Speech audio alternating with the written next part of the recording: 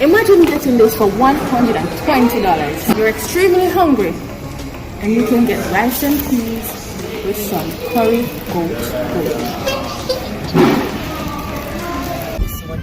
Today, we're going to see if we can use $200. You get some lunch. Can we find a spot that will give us some nice, delicious food when we don't have enough money?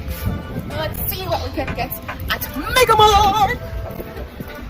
What can I order at Mega Mart for less than $200 Jamaican or for less than $1 US dollar? I'm going to order a serving of rice and peas with some gravy, and you're going to get that for $120, especially if you're hungry on the town. That's less than a patty. That's practically half of a patty price. Imagine getting this for $120. You're extremely hungry and you can get rice and peas with some curry goat.